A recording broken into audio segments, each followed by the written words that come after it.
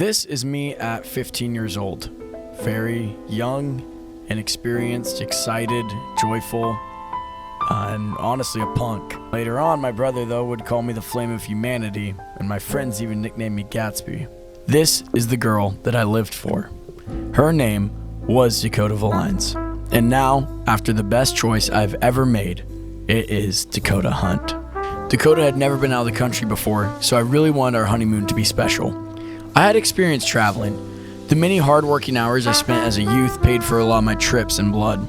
I was in the middle of a huge Japan kick, and my wife and I agreed our honeymoon should be somewhere neither of us had been to before. I was going to take her to Vietnam, but I went that January, and then the January after.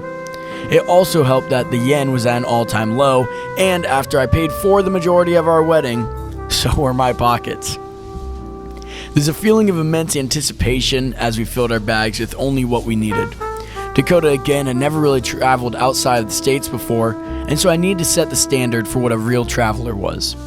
We left for our 2-week honeymoon in Japan with only backpacks. God, she's a keeper. We landed in Tokyo with about as much plan as you'd expect with only 2 months in the making. We hit the ground running at 10 p.m., dropping our burdens, our little tiny sacks at our tiny apartment, and sulking into the city in search of our first meal.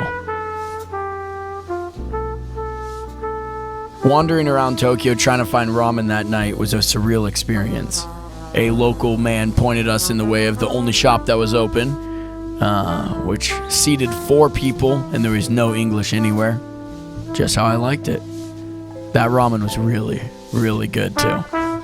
Something magical happens on a trip with 2 people that are cut from the same cloth. Our energy, goals, motivations synced like a well-oiled machine.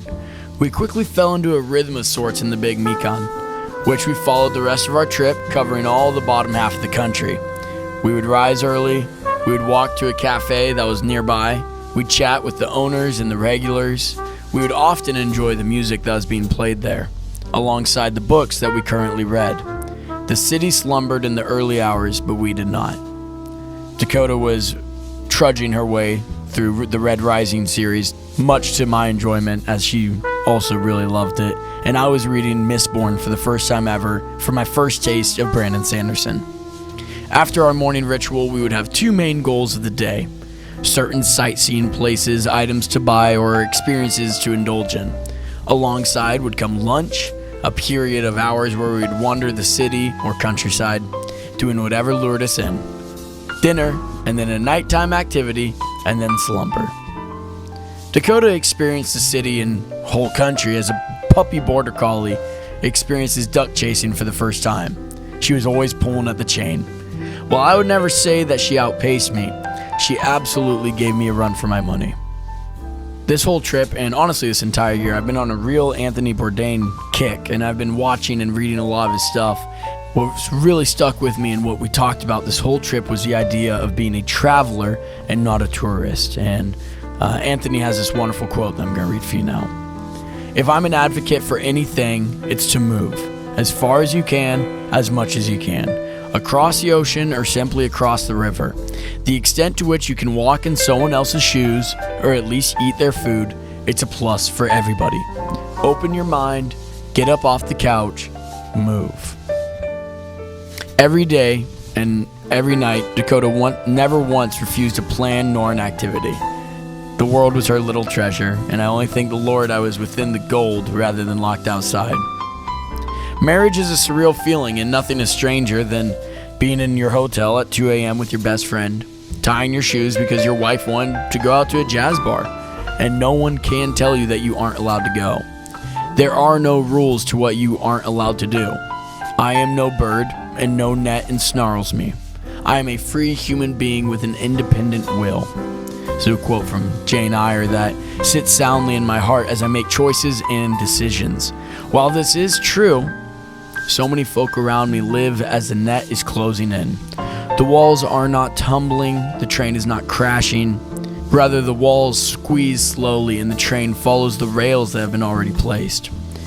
Being married to this woman and seeing the mountains of Kyoto and the beaches of Kamakura, the walls vanish from sight. At times, I felt myself make choices naturally and then suddenly realized I didn't have to follow these made-up rules in my head. I think that's what it means to be a traveler and not a tourist. To go off the beaten path, to explore rather than sleep a bit longer, to get out of your hotel or Airbnb as much as you can, and to explore the cities you're in rather than follow along the predestined railings. You don't have to be relegated to choices that seem already made for you. Why couldn't we throw out the plan that we had made for the past 2 months to stop at a beach town simply because my beautiful wife wanted to swim? Why did I care that we hadn't planned for it? Or why did it bother me that I didn't have a swimsuit or a shower planned? Isn't it all about the memories anyways? Sometimes the walls in our mind are so old and natural that we disguise them as grand mountains, whereas in truth, they're simply stage props we can choose to move. I never want to forget that the walls are fake, figments of rules no man makes me follow. I can create my own path. And remember, kids, there is no bedtime, there are no real rules, there is only when you choose to fall asleep.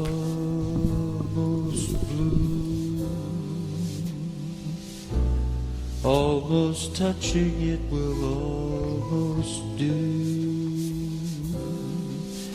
There's a part of me that's always true. Always. All the things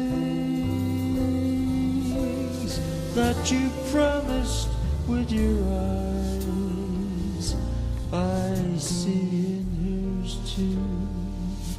Now your eyes are red from crying. Oh,